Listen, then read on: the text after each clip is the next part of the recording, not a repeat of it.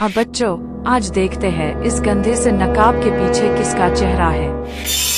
चलो मेन काटता जाता हूँ और आप बताओ इसके पीछे किसका फेस है।